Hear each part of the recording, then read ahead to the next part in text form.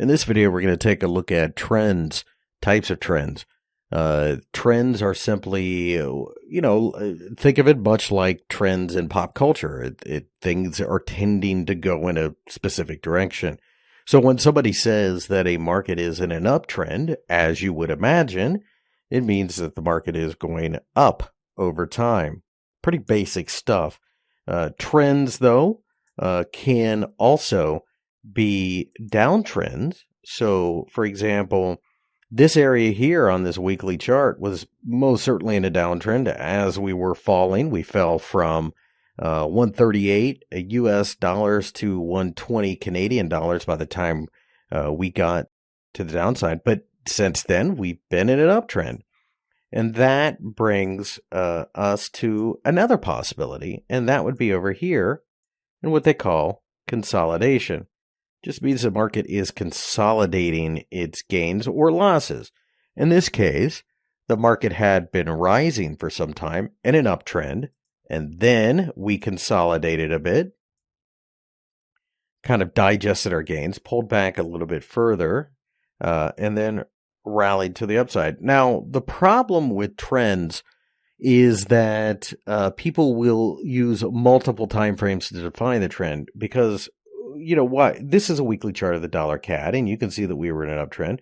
Now, we had pulled back a little bit here, but on the weekly chart, this is merely a correction. I mean, you can see that there is still an argument to be made for trend lines being part of the chart. You know, even with this pullback, we've held the trend line. We didn't break down through all of this previous noise here that had been resisting gains. So that's a correction. It's not a downtrend. This is a little bit more of a downtrend because it was much stronger. There is a little bit of a judgment with this, and that's part of what makes defining the trend a little tricky for some traders. So let me go to the 15-minute chart. Clearly in an uptrend here. Clearly, you could say in a downtrend there, but really, when you look at this fall, you're talking about a few hours. You're talking about 120 pips or so from the very top to the very bottom. I mean, yeah, that's negative, but that's hardly the long-term trend. So when you look at trends, the most important thing to focus on is, I would say, probably the weekly trend, if not the daily trend. There are certain moving averages that people tend to follow. So on TradingView, for example, you can go to moving average, go to exponential, and a lot of times people will use the 200-day. That's because it represents a year of Monday through Friday trading. It goes back to the stock market. And they will follow the overall 200-day moving average. So as we are rising at this point, we're in an uptrend. We were definitely in a downtrend then. You can see that it even offered a little bit of dynamic resistance and support occasionally. So that's one way to look at the trend. Now, there are other moving averages that people will pay attention to, such as the 50 and the 100-day moving average. And they will even extrapolate this stuff down to the 15-minute chart. So, for example, they may take like a 20 moving average, and you can see that that when I put a 20 moving average on this chart here, it moves much quicker on the 15-minute time frame, but it does give you an idea of what the short-term trend is.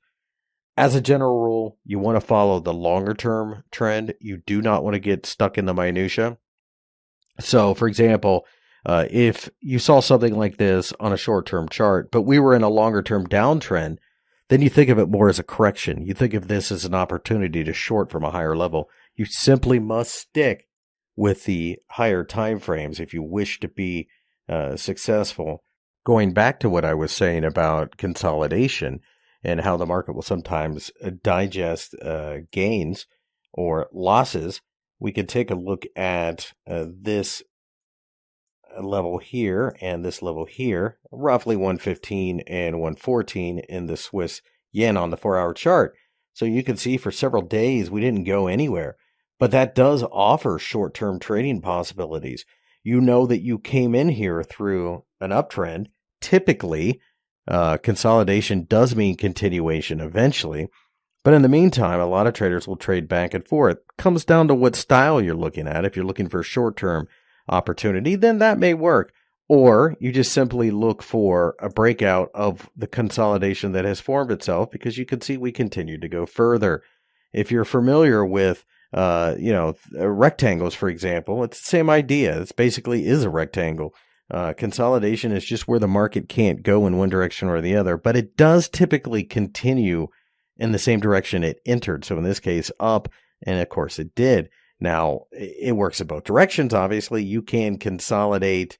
This was a small consolidation after a breakdown, and we did continue to go lower.